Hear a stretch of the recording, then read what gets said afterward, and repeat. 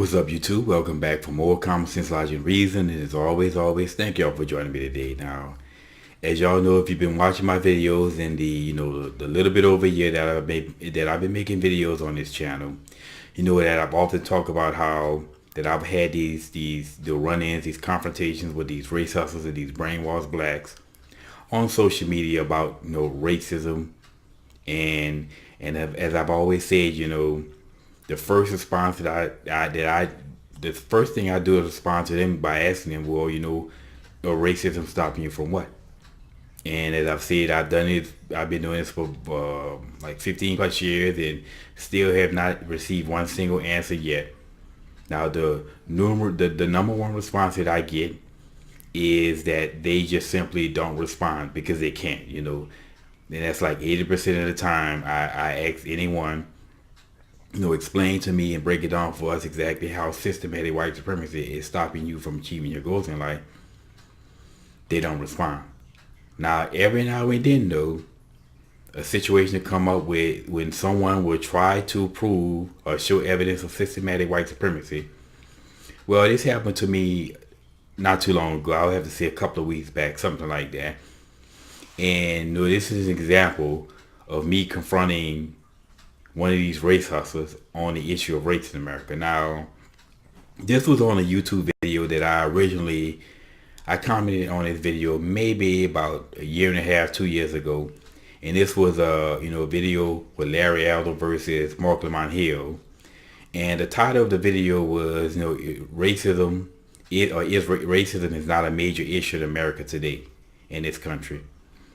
And with YouTube, whenever someone posts a comment and anyone replies to it, if you want to see all the replies to that particular comment, you have to select the comment button, and then you can read all the people who commented on it.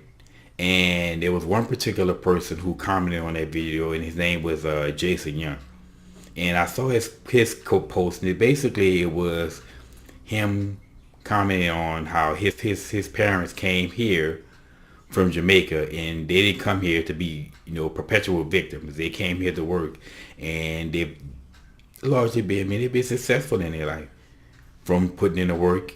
And of course, the race hustlers don't like that because it flies in the face of the race narrative. So I'm reading the comments, and I read a comment by some person named Candy Cane, and they're crying about racism. So I respond. I ask that person to explain exactly what, again, as I've always do, or who is being held back from achieving their goals in life because of racism.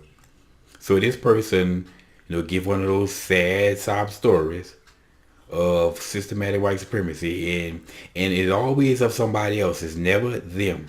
It's always somebody, some story they heard, but it's never them and them being held back. But anyway, they gave one of those stories. In general, when they give these little stories, it's easily to just debunk when you sit down and actually analyze it. And his response, or their response, it was they knew of a black office manager who was fired on a job. And the reason why this office manager was fired, this black office manager, was because she basically made repeated complaints against this white foreman on a job. And it's supposedly this white foreman was racist and sexist, committing sexual harassment on a job, being racist on a job, and had repeated attempts of using unsafe using unsafe workplace tactics on a job, or using unsafe work practices on a job. And that was, quote unquote, the evidence of racism and systematic white supremacy. Of course, there's nothing systematic about that because this is just one particular job. But when you break down that story, whole starts to come up. It's just, like I said, this story just doesn't hold very much water. Okay, first of all, in this day of age of political correctness, when businesses and basically they clamp down on sexual harassment in the workplace, in this day and age when just, I mean, a woman can just make accusations against a man of sexual harassment, and they'll suspend him or administrative leave or whatever, suspend him without even any evidence, just the investigation. And that's how easy it is. So the fact that this woman was fired for reporting sexual harassment allegation against this foreman, this white guy, that doesn't make sense right there. I mean, not to say that this story didn't happen, but that doesn't make sense. In this day of political correctness, when you look down upon sexism and racism, that doesn't make very much sense. And then the thing that really doesn't make sense about this story was the guy is a foreman. So if he's a foreman on a job, that means that this is not an office job. This guy is not working in an office with accountants.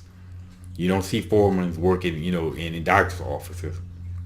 So therefore, generally, you see foremen working in modest to very high hazard jobs, where safety and hazard is a real concern, such like something like construction sites or plants or refineries. That's where you see foremen. So this had to be a somewhat, like I say, modest to very high dangerous job. And you telling me that the company does not care that this person is using unsafe work practices repeatedly? Again, something is not, this story doesn't hold water. So I responded back to that person with pretty much the same thing. And then they responded back to me with, well, you asked for an example and I gave it to you. And then they start to talk about, the old boy network using right to work states. And again, I respond with, how in the world is right to work systematic white supremacy and oppression? And of course, I didn't get a response after that.